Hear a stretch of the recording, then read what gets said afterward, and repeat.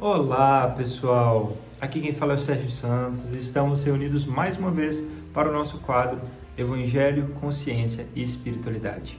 Para aqueles que ainda não nos conhecem, o objetivo do nosso quadro ou estudo é que nós consigamos associar os ensinamentos de Jesus, as bênçãos do Evangelho, com estudos e pesquisas científicas no mundo atual, no mundo moderno, conectando e mostrando que razão e fé estão sim e podem sim caminhar de mãos dadas, tá bom?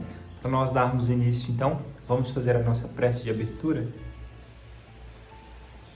Deus, Pai de amor e bondade, gratidão pela oportunidade de mais esse estudo que nos faz a todos aprender, crescer e fixarmos, Senhor, os ensinamentos de amor que Jesus Cristo nos legou para conectarmos esta terra com este caminho mais alto que leva à conexão definitiva com o Pai. E assim, Senhor, pedimos a Tua bênção e luz para iniciarmos esse Evangelho, que assim seja. Muito bem, para nós darmos início hoje, então, vamos fazer a leitura do nosso Evangelho, Evangelho segundo Lucas, comentado por Emmanuel, e o Evangelho de hoje é o seguinte. Lucas, capítulo 6, versículo 35. Todavia, amai os vossos inimigos. Compaixão e socorro. Não apenas os nossos adversários costumam cair. É preciso entender que as situações constrangedoras não aparecem unicamente diante daqueles que não nos comungam os ideais, cujas deficiências, por isso mesmo, estamos naturalmente inclinados a procurar e reconhecer. As criaturas que mais amamos também erram, como temos errado, e adquirem compromissos indesejáveis, como tantas vezes temos nós abraçados problemas difíceis de resolver. E todos eles, os irmãos que resvalam na estrada, de certo pedem palavras que os esclareçam e braços que os levantem, tanto quanto nós, na travessia das trevas interiores, quando as trevas interiores os tomam de assalto, reclamam compaixão e socorro, ao invés de espancamento e censura.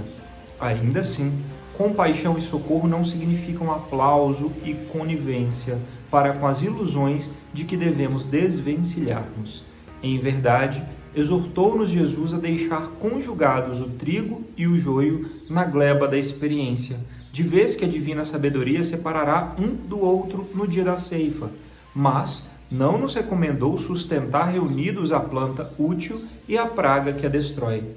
À vista disso, a compaixão e o socorro expressam-se no cultivador através da bondade vigilante, com que libertará o vegetal proveitoso da larva que o carcome.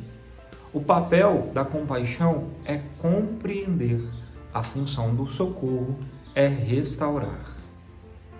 Mas, se a compaixão acalenta o mal reconhecido, a título de ternura, converte-se em anestesia da consciência, e se o socorro suprime o remédio necessário ao doente, a pretexto de resguardar-lhe o conforto, transforma-se na irresponsabilidade fantasiada de carinho, apressando-lhe a morte. Reconhecendo, pois, que todos somos suscetíveis de queda, saibamos estender incessantemente compaixão e socorro onde estivermos, sem escárnio para com as nossas feridas e sem louvor para com as nossas fraquezas, agindo por irmãos afetuosos e compassivos, mas sinceros e leais uns com os outros, a fim de continuarmos todos juntos na construção do bem eterno, trabalhando e servindo cada qual de nós em seu próprio lugar. Que assim seja. Bem, essa passagem linda, comentada por Emmanuel, vem nos falar um pouco mais sobre compaixão. Essa palavra que é tão necessária e é um dos manifestos das formas de apresentação do amor de Deus em nós.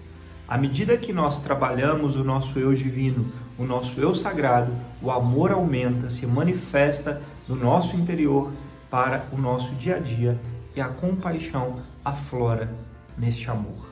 É uma das suas nuances, por assim dizer.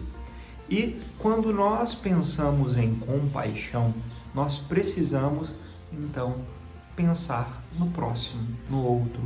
E também, claro, uma compaixão própria, né, que nós vamos falar mais adiante. Porém, é indispensável que para exercermos e treinarmos, porque é um treino, um exercício, né? A nossa auto-melhora, o nosso crescimento é um esforço.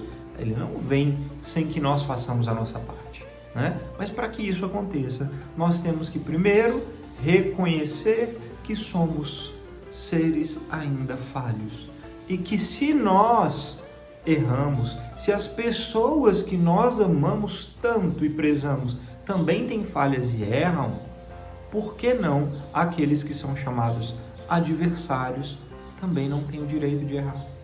E aí, à medida que nós internalizamos essa verdade de que todos somos filhos de Deus e irmãos junto a Deus, nós passamos a compreender que a compaixão ela é necessária e natural, porque todos estamos ainda aprendendo e melhorando. E com certeza, junto com a compaixão, vem a empatia, né? A capacidade de se colocar no lugar do outro.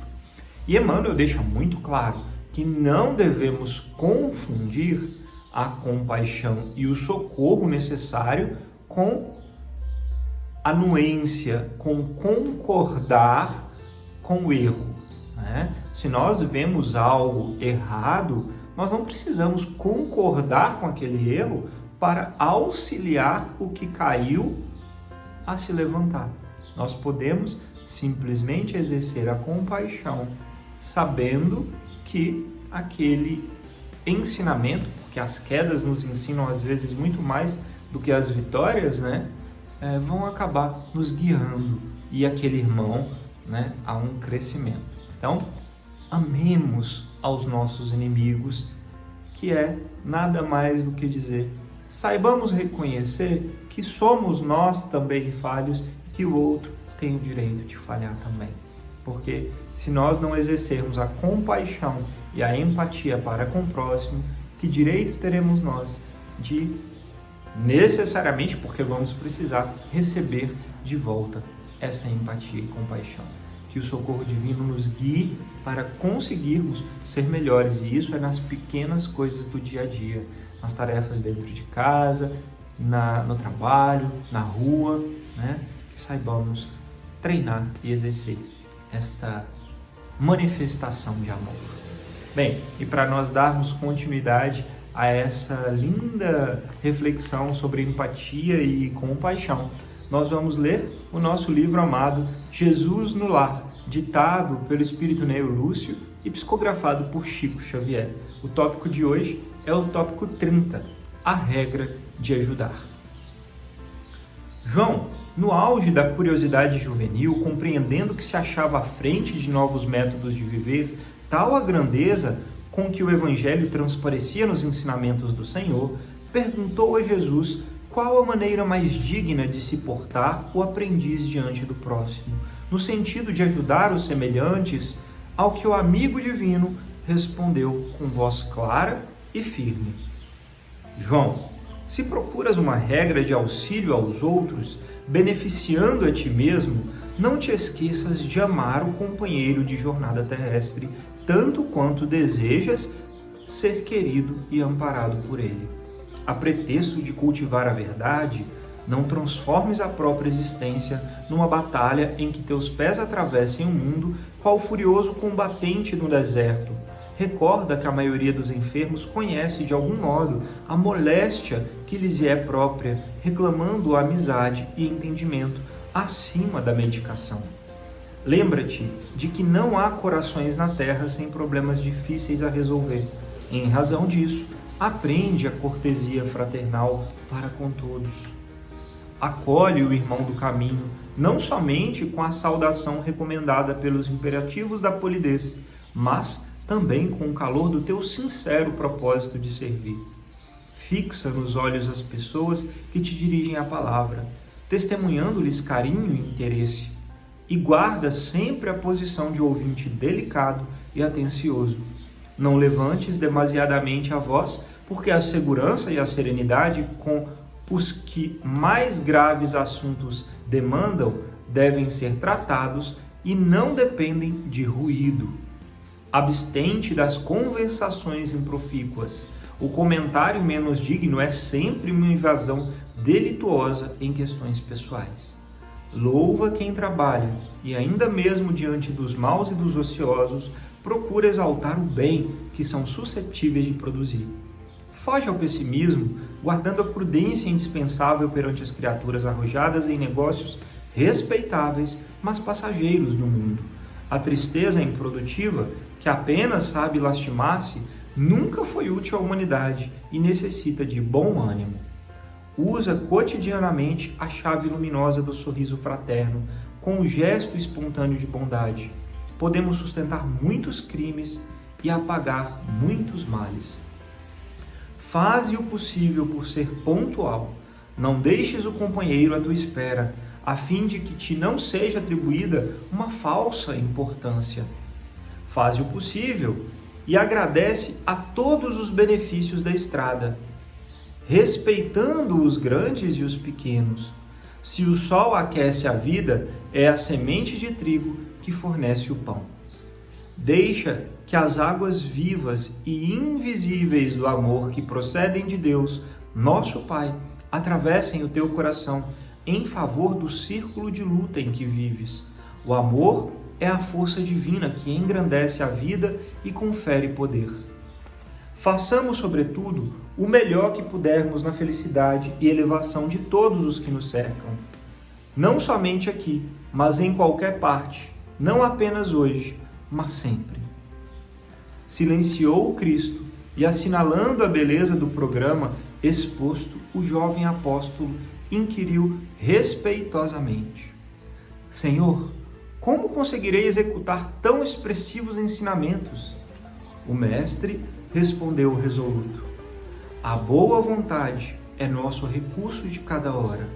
E, afagando os cabelos do discípulo inquieto, encerrou as preces da noite. Que assim seja. Ai, ai! Eita, que receita de vida, né? Esse texto que João inquire a Jesus como nós vamos conseguir demonstrar a boa nova em nossa vida, na nossa existência, o Evangelho, como manifestá-lo no nosso dia a dia. E aí, Jesus Cristo nos ensina que tudo está em reconhecer aqueles que nos rodeiam, aqueles que nos cercam e aqueles que nos amam. Todas as vezes que nós temos a capacidade de nos colocarmos no lugar do outro, de realizar a empatia, fica muito mais fácil nós alcançarmos a prática da Boa Nova e do Evangelho no nosso dia a dia. Basicamente, esses ensinamentos lindos descritos por Jesus nos dão um roteiro de como viver cada passo, ou cada rotina nos percalços, reconhecendo que o outro também tem falhas e quedas, e o que nos cabe é fazer um esforço cotidiano. Jesus finaliza no final, quando João pergunta: como eu vou conseguir colocar isso em prática, Jesus? É grande. E Jesus responde: com boa vontade. Então, isso quer dizer esforço. Não quer dizer de forma alguma que nós vamos acertar todos os dias e sempre.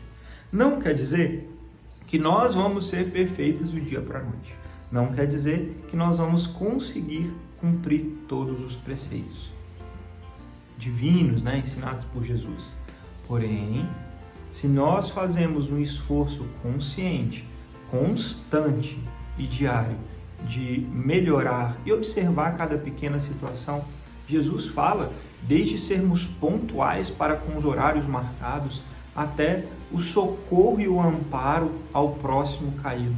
Jesus nos dá exemplos neste texto de uma série de sequências e de méritos que devemos treinar para seguirmos o Evangelho.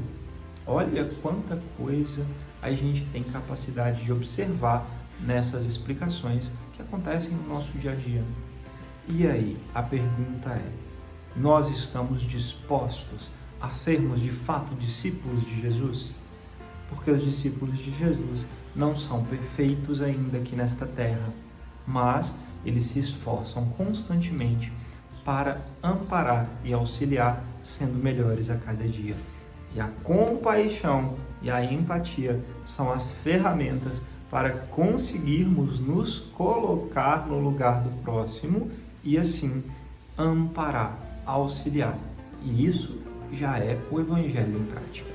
Tá? E dentro deste contexto bonito de compaixão e empatia, nós trouxemos hoje um artigo científico para nós refletirmos, cujo título é o seguinte: Autocompaixão, empatia e intenções de ajuda. Esse artigo ele foi publicado no The Journal of Positive Psychology, que quer dizer o Jornal da Psicologia Positiva, e foi publicado pelas autoras a Laura Welp e a Christina Brown, né? E basicamente o que este artigo científico faz é aplicar dois tipos de pesquisa, onde elas avaliam a associação da autocompaixão, que é o amor próprio, a compreensão de si mesmo, né? Tanto das suas limitações quanto das suas potencialidades, é se autoconhecer, né? E ela divide aí em 3 componentes principais, sendo a bondade para consigo, a percepção das experiências do próximo e a capacidade de manter e regular os pensamentos nos momentos de crise, como partes, 3 peças aí da autocompaixão, e que estão conectadas diretamente com a empatia, que é a capacidade de nos colocarmos no lugar do próximo, auxiliando. No final, essas autoras nos mostram que quanto mais nós temos a capacidade de reconhecer a necessidade do outro na queda, na dificuldade, maior a nossa capacidade de empatia e a autocompaixão neste mesmo sentido. Isso quer dizer, no final das contas, que é um treino. Se nós melhoramos a nossa capacidade de ver o outro, a necessidade do outro, nós melhoramos, consequentemente, a empatia e vamos melhorar o auto-amor, a capacidade de nós sabermos que nós também erramos, porque o outro tem o direito de errar, ele errou, e eu também vou ter o direito de errar, mas vou trabalhar para melhorar, né? Então, são habilidades sociais da alma, do espírito, que são necessárias serem treinadas, como o Evangelho nos ensinou, como esse texto lindo ditado por Jesus na conversa com João nos ensina, que tenhamos a capacidade de fazer o esforço diário, a boa vontade de melhorarmos e crescermos, né? Porque isso, associado à prece e ao auxílio dos anjos e mentores que nos guiam, são ferramentas que invariavelmente nos levarão ao crescimento. Mais cedo ou mais tarde, esse esforço contínuo nos faz crescer, tá bom? Muito bem, então para nós fazermos o encerramento, vamos fazer a nossa prece. Deus, Pai de amor e bondade, gratidão por esses ensinamentos benditos que nos guiam e nos iluminam neste roteiro, neste caminho de luz para colocarmos em prática o Evangelho em nossas vidas. Que os anjos e mentores nos guiem, que as necessidades da alma e coração de cada um que acompanha esse Evangelho sejam visitadas e atendidas por mais alto, e que as bênçãos caiam sobre esse mundo, que consigamos ser luz para aqueles que nos cercam e onde formos. Que assim seja. Gratidão pela oportunidade de conversarmos.